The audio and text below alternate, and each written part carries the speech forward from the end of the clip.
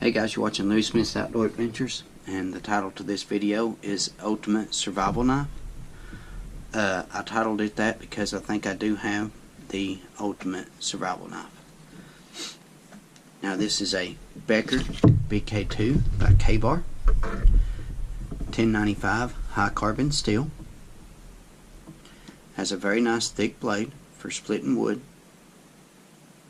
so it's easy to put on with this. It sharpens up very well. Some people complain about the grip on it, but I actually like the grip. I think it feels good. I've got good control of the knife with this grip that's on there. It has a nice pommel on it, and it sharpens up very well. I mean, for such a thick knife, let me show you guys. This thing right here is actually really impressive at how good it'll get you, how sharp it gets. See? It's razor sharp right now.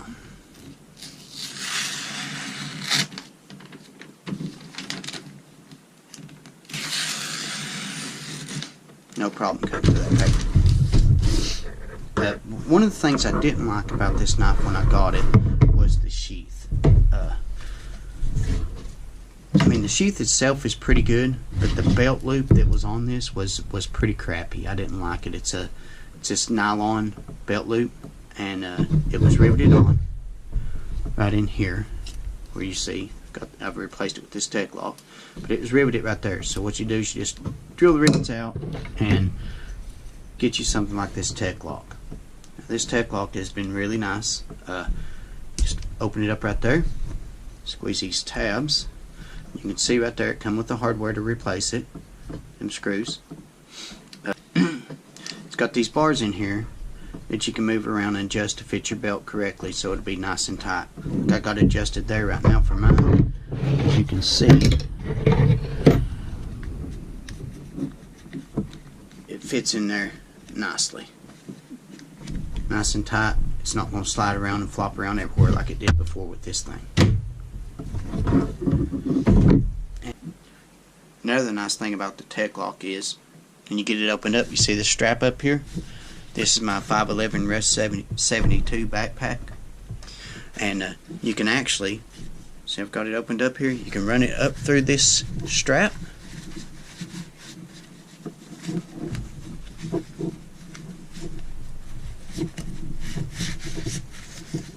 and then snap it in place, lock it, and then you can carry your knife on that strap just like so.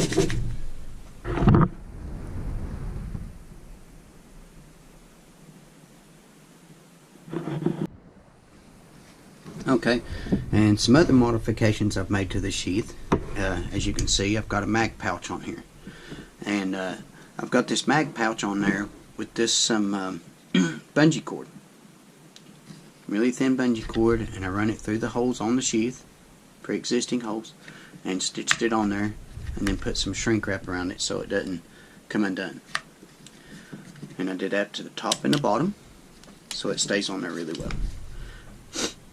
And you guys can see I've never had any trouble out of this coming loose or anything like that. So you know, it's been on many hikes and hunting trips, camping trips, and I haven't had any trouble out of it, except for I got a little hole there, but that's going to happen. But anyway, inside this mag pouch I have a knife sharpener. It's got a coarse and a medium side, so keep the knife good and sharp. A lighter and a fishing sewing kit. Now this is a kit that I put together myself, and let me show you what's inside here.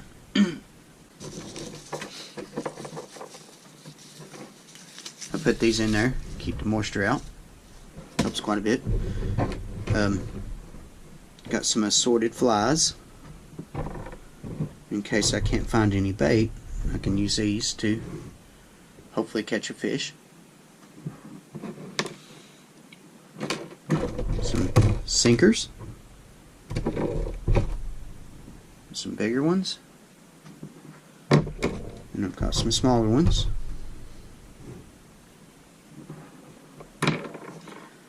And as for hooks, I've got one catfish hook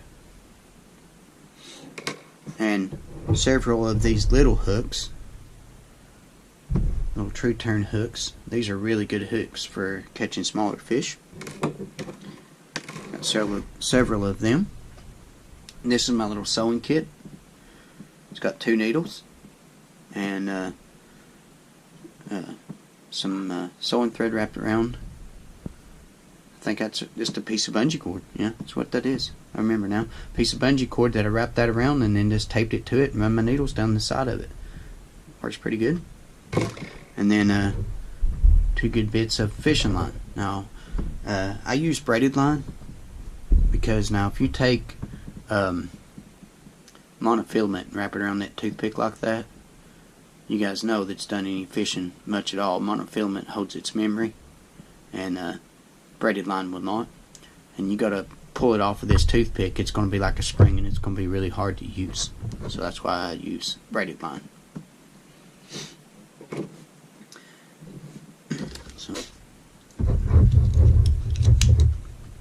and another thing I've done to the sheath is I put this leather loop right here on it so I could put my Swedish fire steel on there.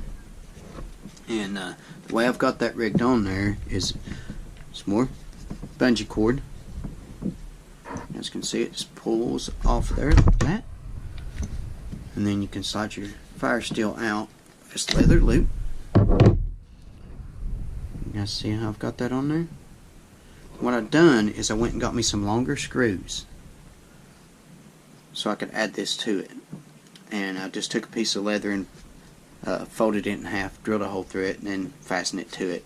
But in doing that, I also had to make me some leather washers so it would be spaced evenly all the way around.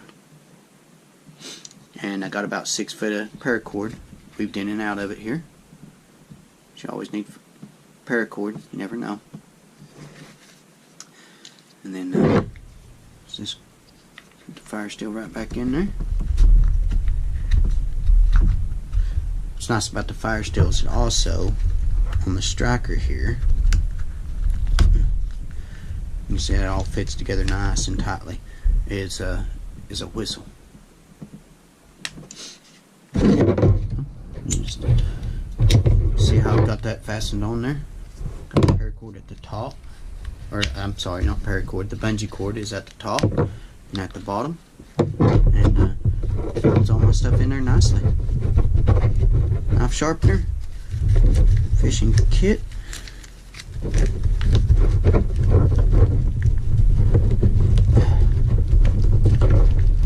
in there, and the lighter.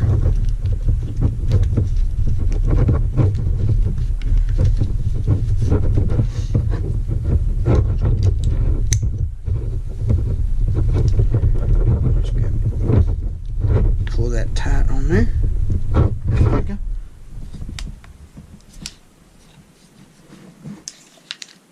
And there's another nice thing about this sheath is this knife actually locks up in here very well. Let me show you guys here. You get it in there, it comes out easy, but it is not, and I can shake that as hard as I want to, and it's not coming out of there unless I want it to. So there you go. That's why I call it the ultimate survival knife. Thanks for watching. Please don't forget to like and subscribe.